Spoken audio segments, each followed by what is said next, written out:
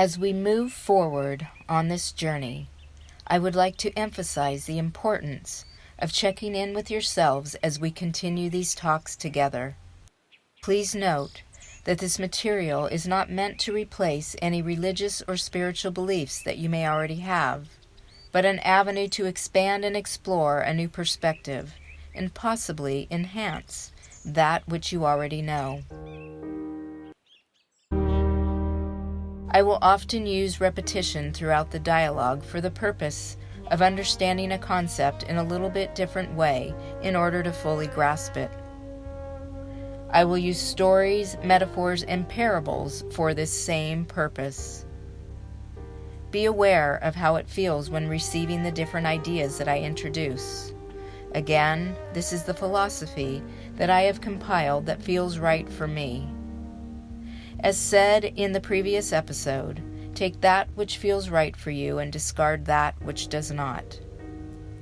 We are all given a beautiful gift from God, a barometer placed within that allows us to feel one way or another.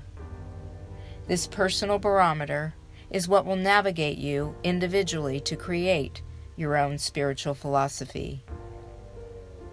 Let us start now from the beginning, using a metaphor to understand the concept. Once upon a time, God, the creator of all, decided to expand himself and burst into millions of pieces, creating us. He placed a piece of himself in each and every one of his creations. He proceeded to create a beautiful place for them to live called Earth, for the purpose of experiencing life in every possible way. In each and every one of us is a piece or a spark of God.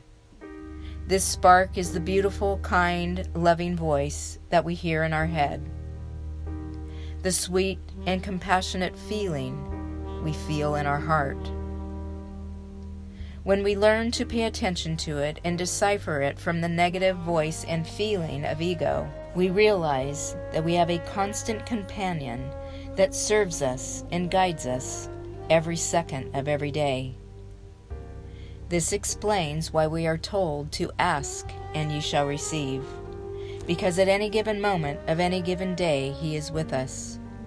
He actually resides within us, ready and waiting for us to just ask him to come forth. He speaks to us not only in an audible way, but also by the way that we feel. If one stays tuned and connected to the way that they feel, gets quiet enough to calm the chatter in their head, we realize we have a divine presence speaking to us constantly. This voice is beautifully kind, loving, helpful, uplifting, and always sweet, for God is pure, unconditional love. He loves each and every one of his creations, his children, the same. He wants only the very best for us, for each and every one of us is an emanation of him. To make things more intriguing, complicated, and exciting, we are given amnesia as we enter into this journey called life.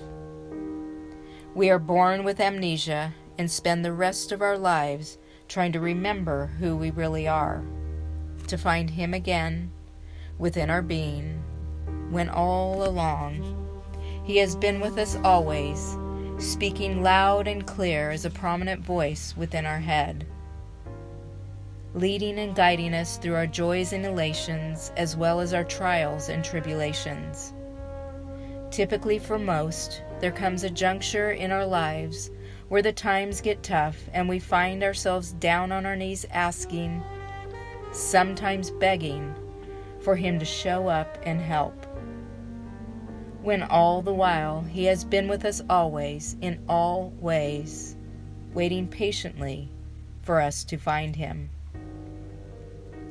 At the point that we find him within, we can finally breathe a sigh of relief, because at this moment we realize we are not alone.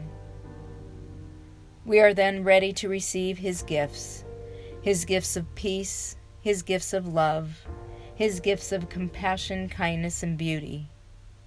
We learn the art of forgiveness and non-judgment, the beautiful art of reciprocity in the giving and receiving of love, and the importance of service to others.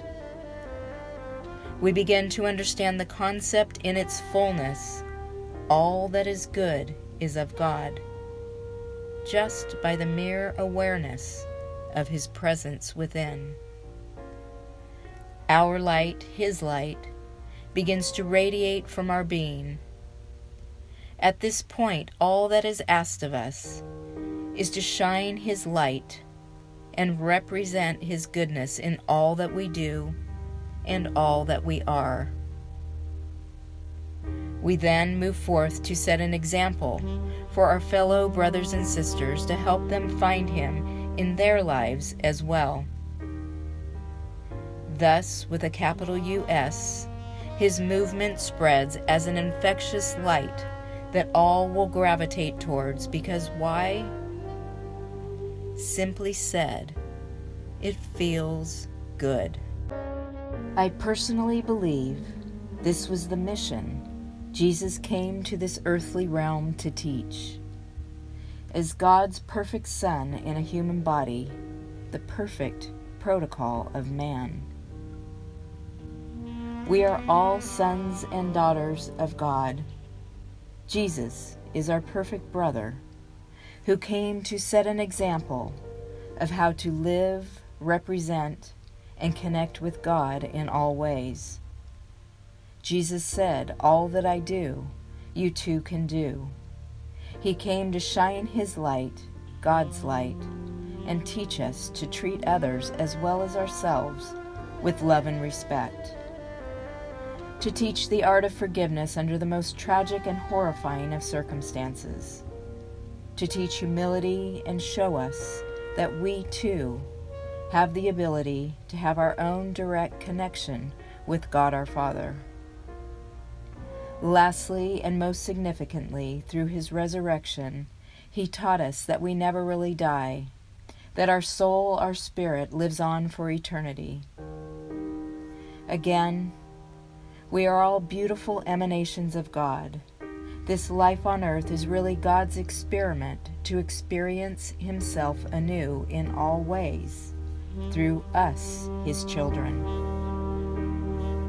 Jesus was His prime example, a gift to us all, so that we would have a living example of what it is we are trying to do here and trying to achieve.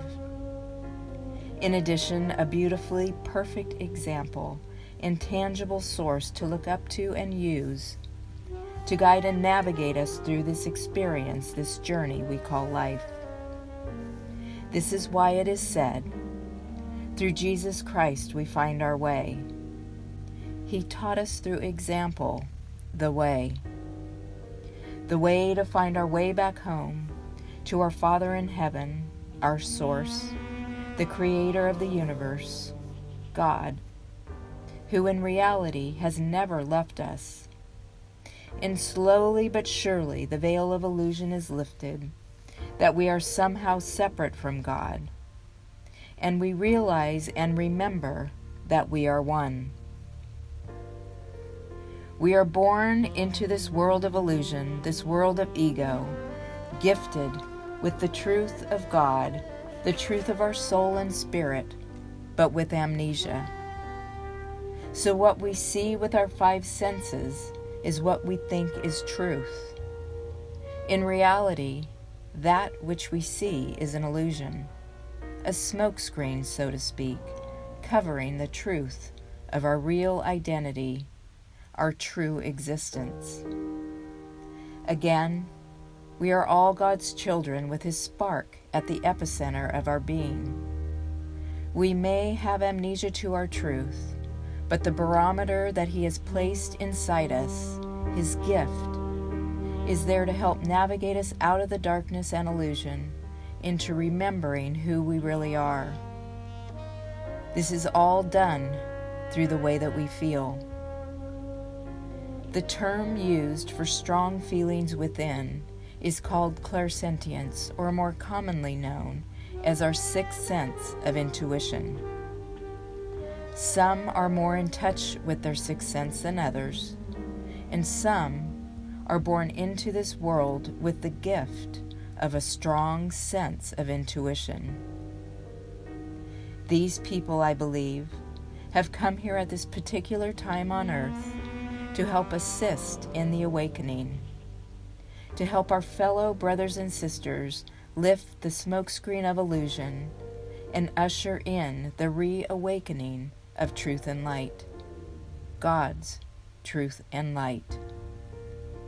This awakening will help change the trajectory of the current climate of disaster, violence, hate, and destruction in our society and world today.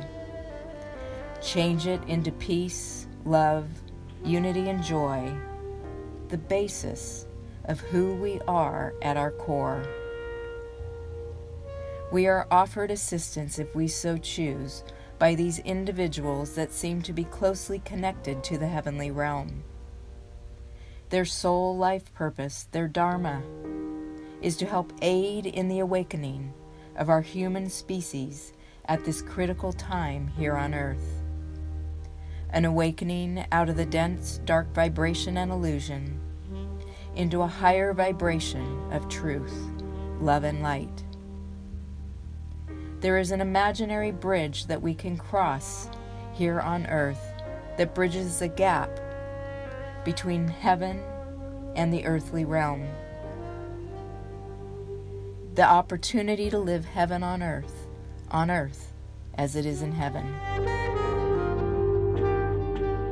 When we choose to remember, choose to go on the journey, when we ask for divine assistance, our life takes on a miraculous shift. A shift where the veil of illusion, the smokescreen, starts to dissolve and God's light and love penetrates the darkness. The veil lifts little by little as we search. Seek and ye shall find, and your body and soul starts to remember what is real. And what is real is that we are love. The only thing that is real is love. Anything other than love is an illusion of this earthly realm, and climbing out from the darkness is simply remembering that love is all there is. This is the purpose of our journey, to find God within and learn love experientially.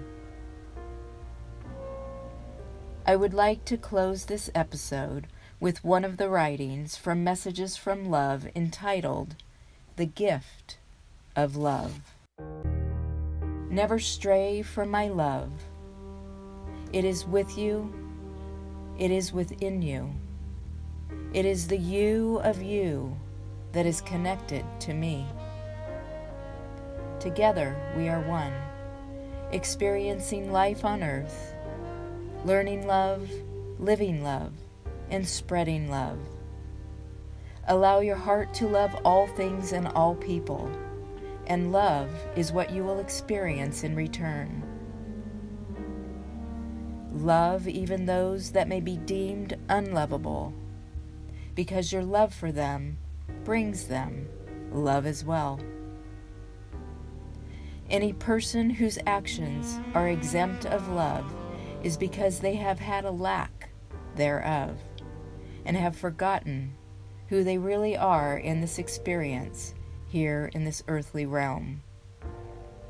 So freely give your love to them, for it would be the biggest and only gift that is worthwhile. Teach them, show them, and allow them to experience beautiful unconditional love. I use my children for this purpose, the purpose of giving love to those who may be in the dark. May we change the darkness into light. May we fill those with an empty reservoir with joy. You are my light and my love, always and forever. Together, let's bless any and everyone that comes into your space with the joy that only this gift of unconditional love brings.